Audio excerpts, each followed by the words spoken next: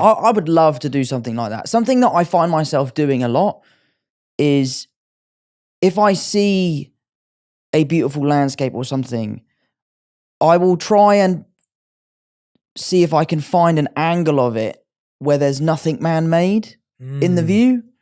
Because you know what it's like? Like you see a beautiful hill or something and there's a telephone pole in the middle of it or a lamppost or something.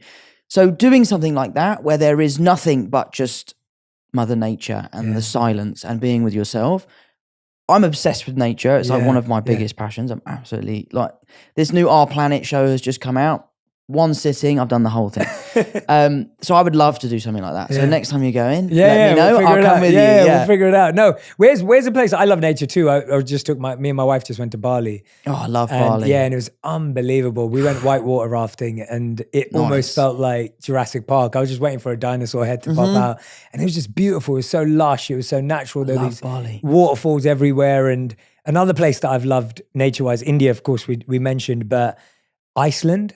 I'd love to go to Iceland. I got to go to Iceland a few years ago, and my friend was filming a documentary out there. And so I got to experience it with the documentary travelers, and we went to a real glacier, and we went to... Amazing. You know, and it was incredible to just...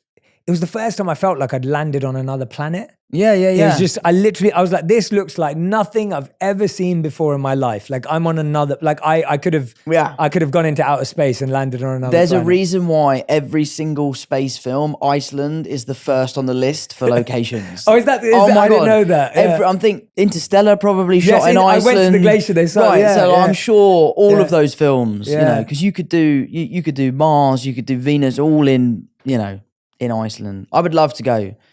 I don't know.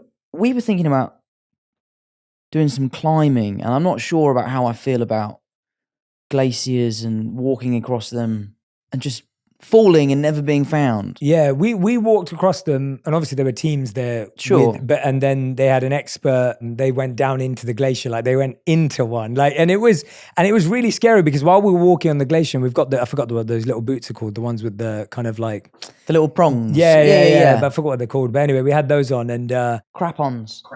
Crampons. Okay, Yeah, crampons. Thank you there for we that, Jack.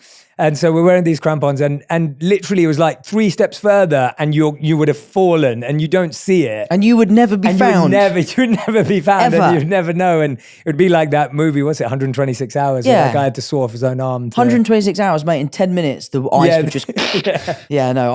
That's a bit too far for me. If you went with a group of experts and all the rest of it, I think but you've seen the documentary. Sometimes the experts go out and it's a one-way story. They don't ever come back. You know. Yeah.